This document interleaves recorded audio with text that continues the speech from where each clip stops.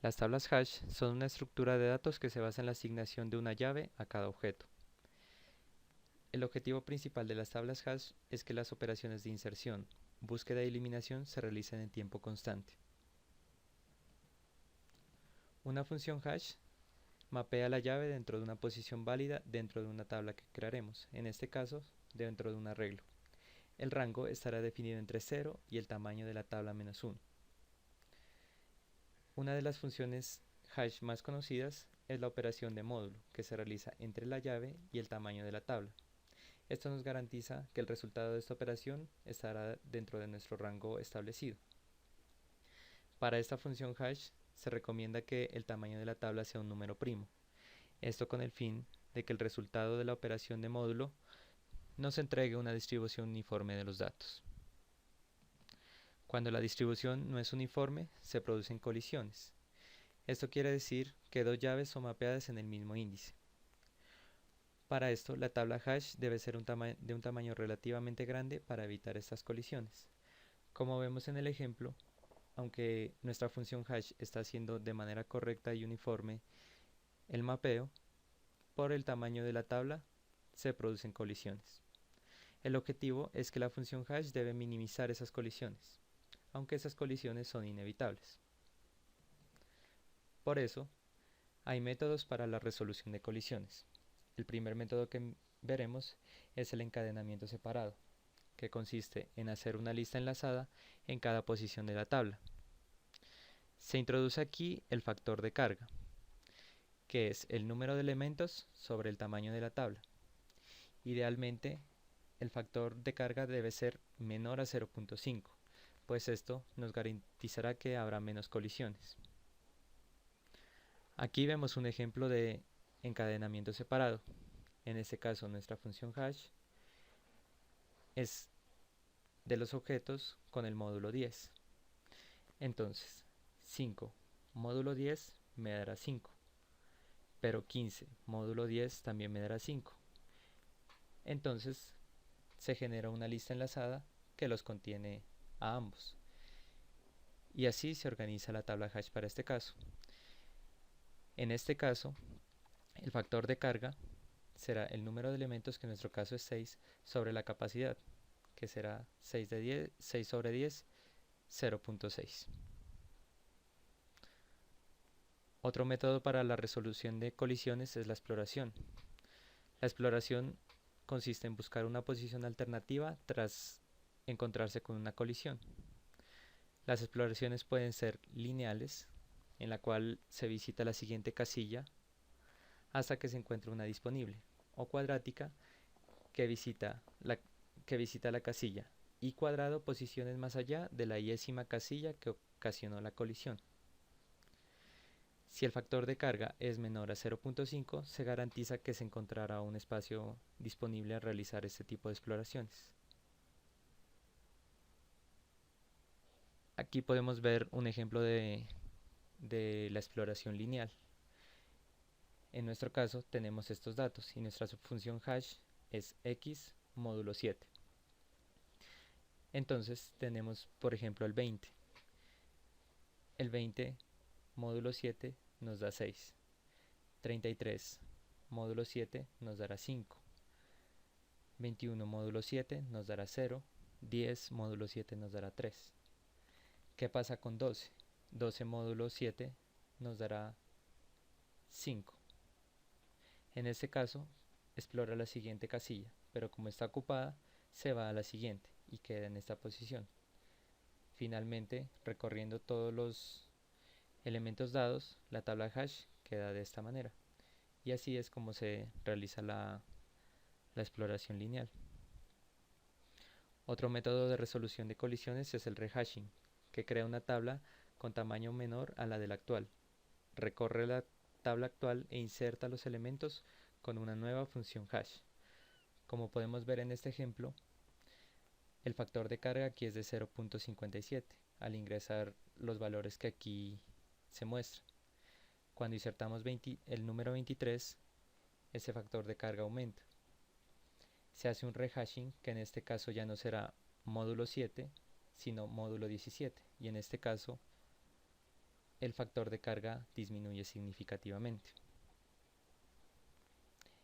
En conclusión, las tablas hash tienen la ventaja de que la inserción, búsqueda y eliminación, si se realiza una buena función hash y unos buenos métodos de resolución de colisiones, esas operaciones tendrán un costo constante. Sin embargo, las desventajas es que el tamaño de la tabla debe ser muy superior al tamaño de los datos para evitar colisiones. Es decir, para que se garantice que la carga sea baja y las funciones de la tabla sean óptimas. Las tablas hash se utilizan en diferentes aplicaciones en donde se requiere alta velocidad y en especial cuando el número de entradas es predecible.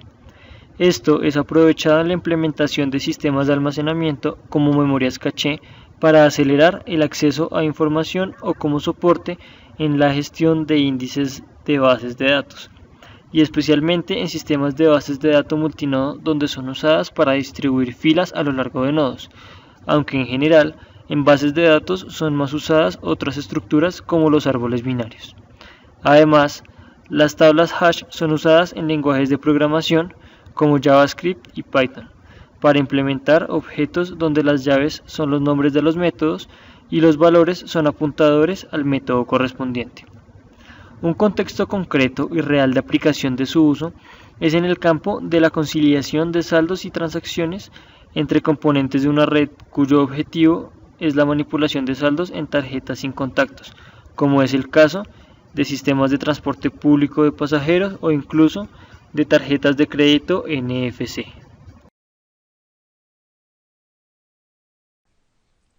Muy bien, entonces continuamos con el código.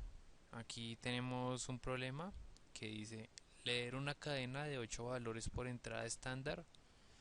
Seguidamente calcular el índice hash para cada valor. Si ocurre una colisión, cambiar el índice e informar el cambio. Hay que mostrar la tabla hash con sus índices y valores. También implementar búsqueda. Entonces tenemos los siguientes comandos para ejecutar nuestro código. Tenemos el 1, ejecuta el hash, 2, muestra la tabla hash, 3 y el valor n, busca su valor n, 4, finaliza la aplicación. Bien, aquí está nuestra clase, atributos, nuestro método constructor que recibe como parámetro el tamaño. Se inicializan nuestras variables. Nuestro arreglo tabla se llena con -1 para poder controlar después la función hash. Tenemos nuestra función hash, en este caso llamado hashfx.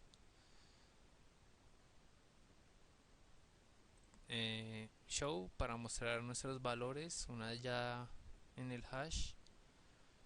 Buscar busca un valor tomando como parámetro pues el elemento que le ingresemos, y ahora nos vamos al main para poderlo entender mejor. Tenemos este sencillo switch, los casos, el 1 para cargar los elementos en el hash.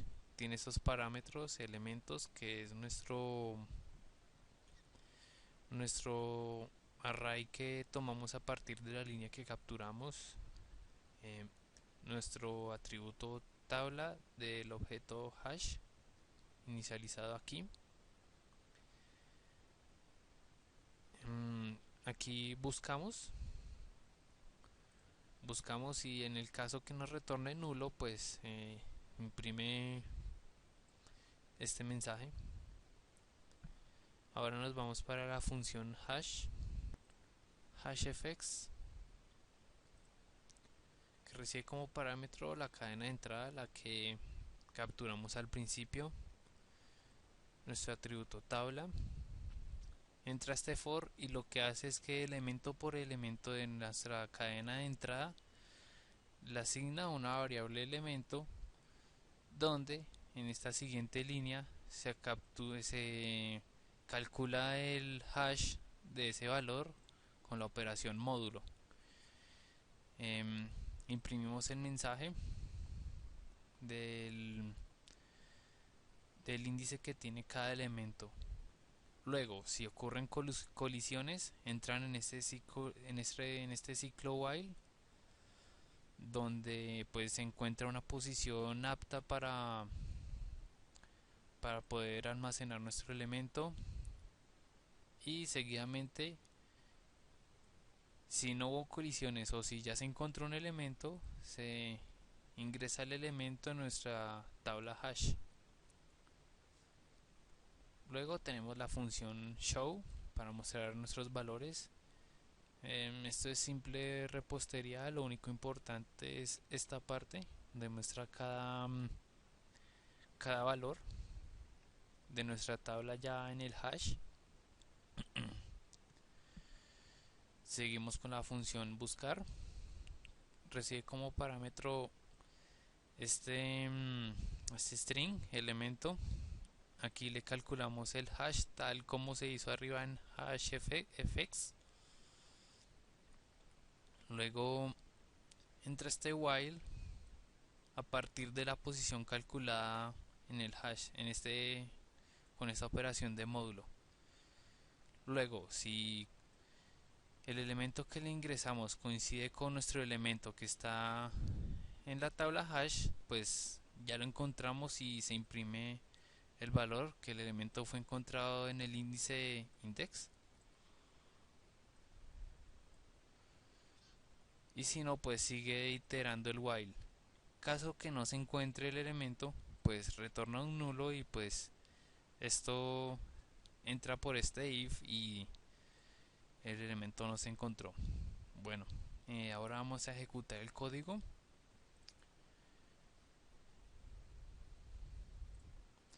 Vamos a ingresar los valores.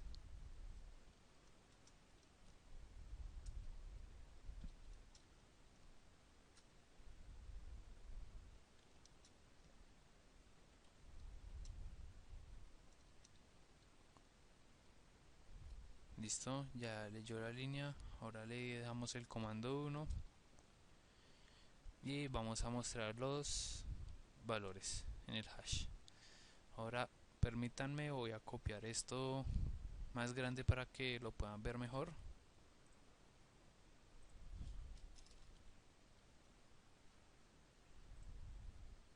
Ahora les sigo explicando. Tenemos nuestra línea de entrada. Comenzamos con el 20. En este caso utilizamos módulo 7 para calcular el hash. 20 módulo 7 es 6. Y efectivamente aquí está el 20 en la posición 6. Seguimos, 33 módulo 7, 5. Aquí está. 21 módulo 7 es 0. Y aquí tenemos el 21 en la posición 0. 10 módulo 7, 3, perfecto. 12 módulo 7, 5, pero el 33 ya está en el 5. Entonces ocurre una colisión. Se cambia al índice 6. El índice 6 ya está ocupado por 20. Se cambia al índice 7. Y efectivamente el 2 está en el 7. Luego sigue el 14. 14 módulo 7, 0. Pero como ya está ocupado aquí en el 21, se cambia al 1. Y efectivamente aquí se guarda. Lo mismo, 56 módulo 7, 0. Y entonces como estos dos ya están ocupados, entonces va a iterar hasta que llegue a uno disponible. En este caso el 2. Y queda en el índice 2. Y por último tenemos el 100 módulo 7, 2, pero como 2 ya está, entonces sigue iterando. De 2 pasa a 3, está ocupado. De 3 pasa a 4. Y efectivamente 100 está en el 4. Continuamos con el código. Ahora vamos a realizar una búsqueda. Pongamos, bueno, 3 y nuestro valor. Vamos a buscar el 100. Ahí está, en efecto. Está en el índice 4. Índice 4.